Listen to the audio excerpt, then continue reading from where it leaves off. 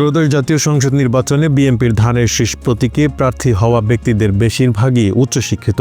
পেশা হিসেবে বেশিরভাগ প্রার্থী ব্যবসা উল্লেখ করেছেন। সংসদ নির্বাচনে অংশ নিতে রিটার্নিং কর্মকর্তার কাছে জমা দেওয়া হলফনামা বিশ্লেষণ করে এ তথ্য জানা গেছে।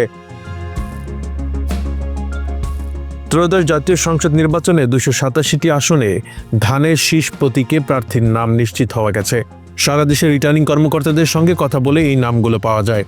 এর মধ্যে 6 জন বিএনপির জোটসঙ্গী, যারা নিজ দল ছেড়ে ধানের শীষের প্রার্থী হয়েছেন।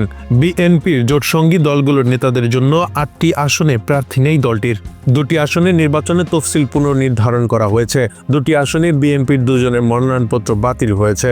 একটি আসনে বিএনপির প্রার্থীর বিষয়ে নিশ্চিত হওয়া যায়নি। বিএনপির ধানের শীষ প্রতীকের 287 প্রার্থীর মধ্যে 229 জন উচ্চশিক্ষিত, অর্থাৎ তারা স্নাতক ও স্নাতকোত্তর সমমানা অথবা পিএইচডি ডিগ্রিধারী। এর মধ্যে পিএইচডি ডিগ্রিধারী রয়েছেন 8 জন। ধানের শীষের প্রার্থীদের মধ্যে এসএসসি পাশ করেছেন 18 জন, এইচএসসি পাশ করেছেন 21 জন। মাধ্যমিকের নিচে শিক্ষাগত যোগ্যতা 3 জনের। 11 জন নিজেদের স্বশিক্ষিত ও স্বাক্ষর জ্ঞান সম্পন্ন বলে হলফনামায় উল্লেখ করেছেন। হলফনামায় শিক্ষাগত যোগ্যতার তথ্য অস্পষ্ট অথবা উল্লেখ করেননি 5 জন।